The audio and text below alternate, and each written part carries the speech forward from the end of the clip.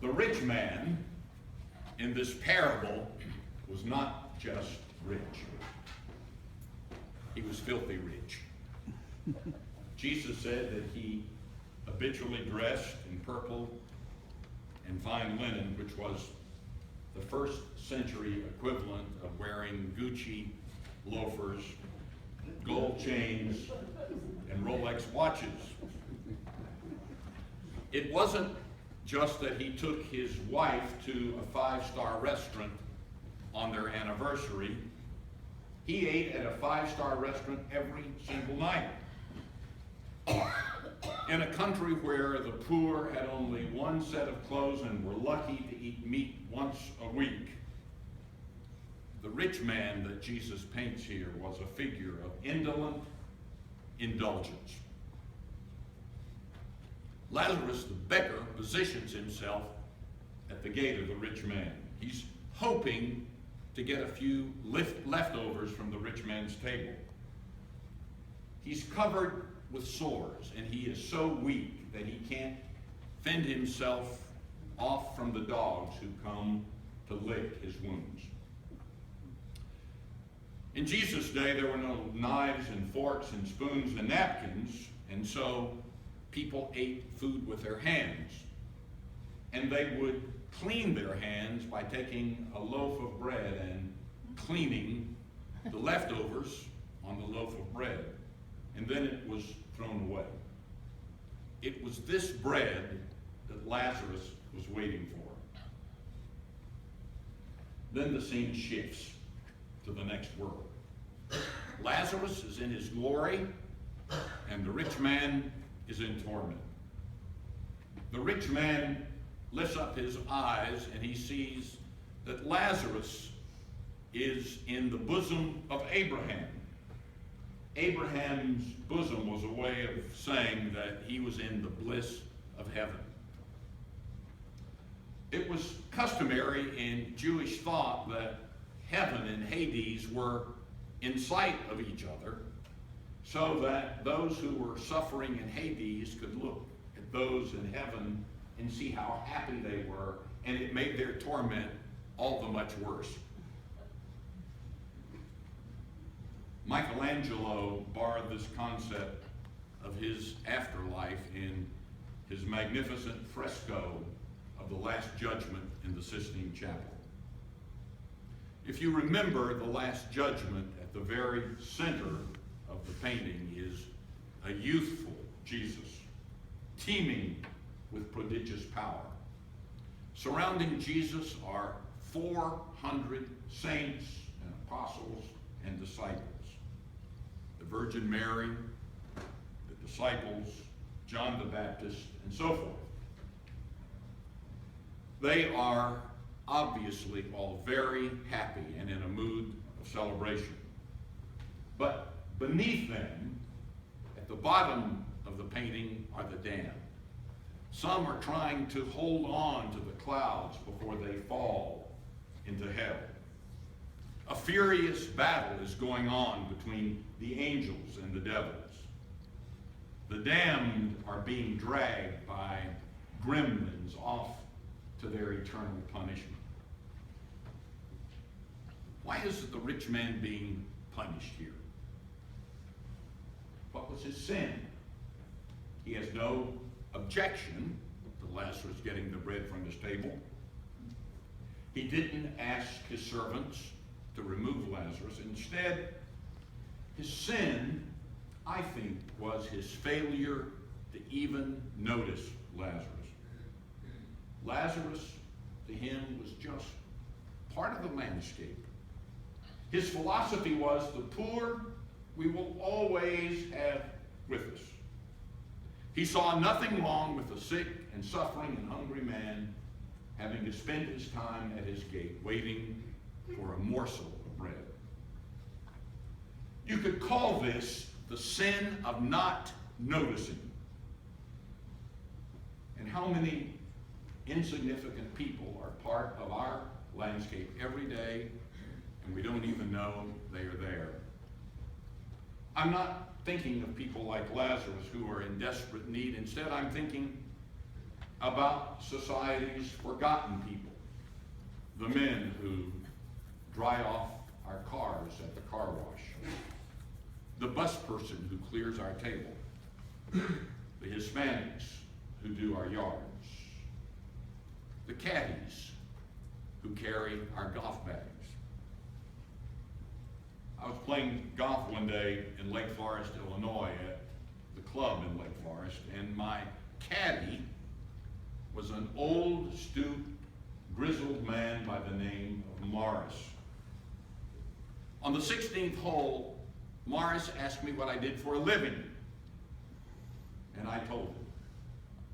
He said, "That's wonderful. You know, I study the scriptures every single day, but I've never been privileged to be called into the ministry like you are. It's wonderful to do the Lord's work."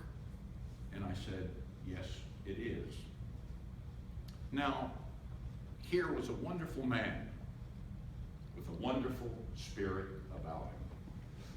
My caddy, a child of God.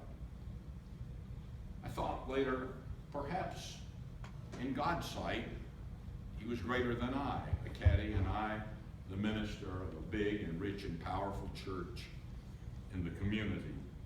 And if you follow the logic of this parable, in heaven he will be the golfer and I will be his caddy.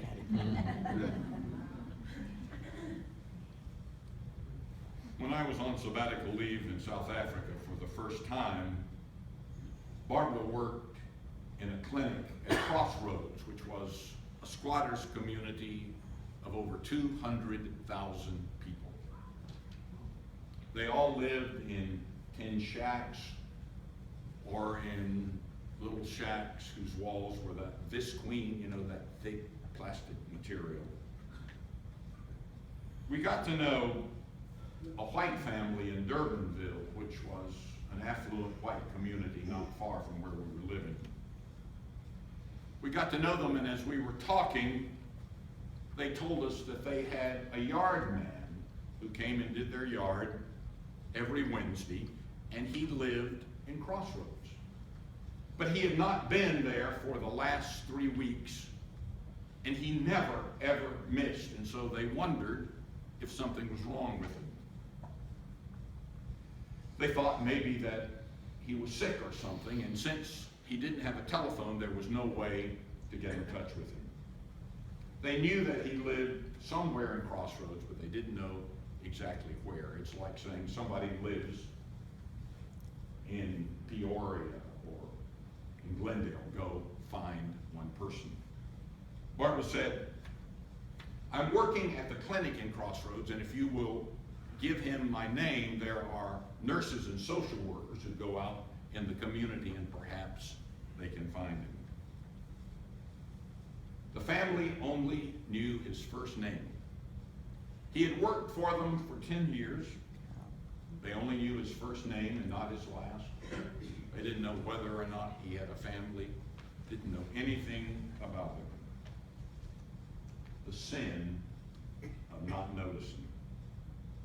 The sin of having the poor among us and going on our merry way as if they didn't even exist. That's what Jesus is condemning in this parable. And notice here in the afterlife, the rich man hasn't changed that much at all. "Father Abraham, have pity on me, and go fetch Lazarus and have him dip his finger in a bowl of water and come and touch it on my tongue so that I might be relieved from my suffering." In other words, send that boy down here and ask him to help me. Now, it would be a big theological mistake to draw firm conclusions about this parable, about who goes to heaven and who goes to hell. We aren't told why Lazarus deserves to be in heaven, although his name gives us a clue. His name means God, my help. Because he had nothing else to rely on, perhaps he relied on God totally. So we can't be quite certain why Lazarus ends up singing "Rock of My Soul" in the bosom of Abraham. Do you know that? But we do have good evidence to know why the rich man ended up in hell. Abraham says, between you and us, a great gulf is fixed, and no one can get across it. It was a gulf of the rich man's own digging. Lazarus was his brother, but he denied their brotherhood. Lazarus was a fellow human being, but he denied their kinship. He drove a wedge of selfishness between them, and with time, that wedge became a gulf. The sin of the rich man was not his wealth, but his attitude. There's no place in heaven for you, Jesus is saying, if you ignore the poor. There's no place in heaven for you if you fail the test of compassion. There is no place in heaven for you if you ignore the suffering of the world. To Jesus' hearers, who were the marginalized and the dispossessed of his society, this parable was great news. They would have recognized the striking disparity between themselves and the rich. They didn't need to tell Jesus how unfair life was. Jesus knew that, and how the wealthy had exploited them. Yet Jesus here gives a promise that it will not always be so. Jesus, who had the authority of God himself, proclaimed here that there would soon come a dawn that would find in its full brightness blessings upon the poor and judgment upon the rich. This is another one of those parables which points two ways, toward the rich and toward the poor.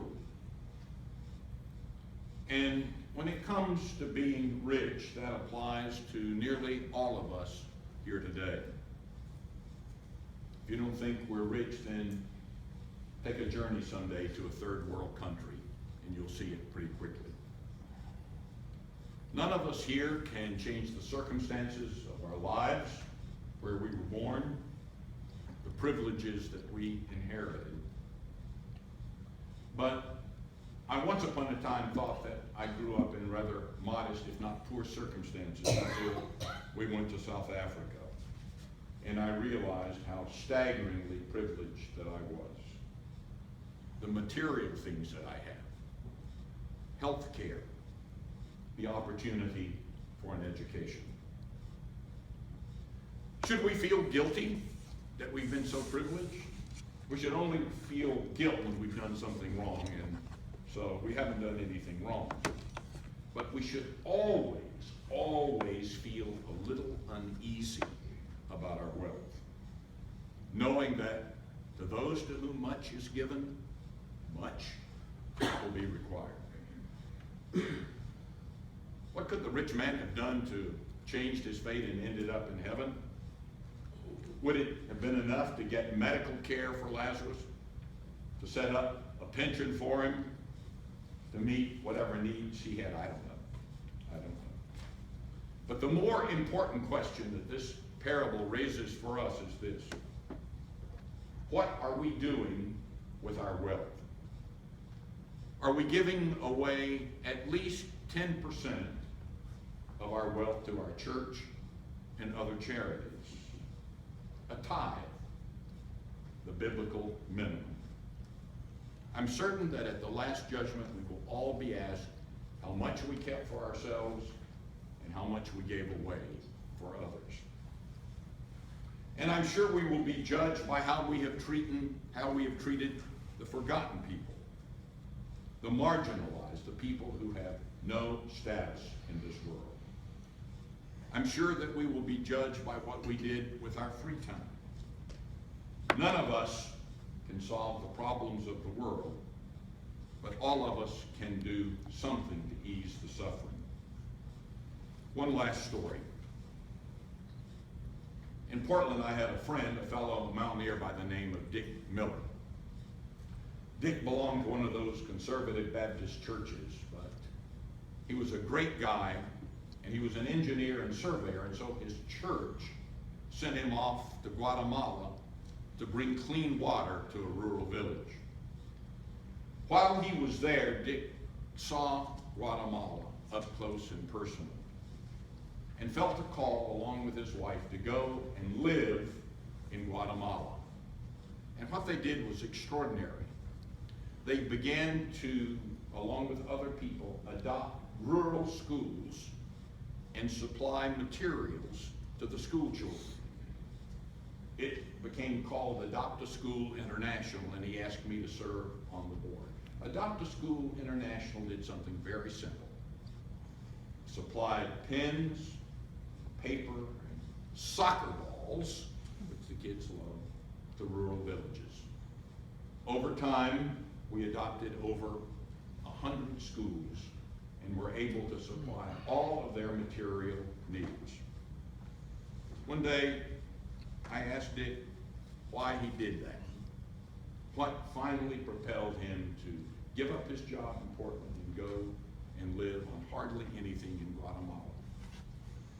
And he said, I think that God calls each of us to grab hold of the near edge of a great problem. To grab hold of the near edge of a great problem.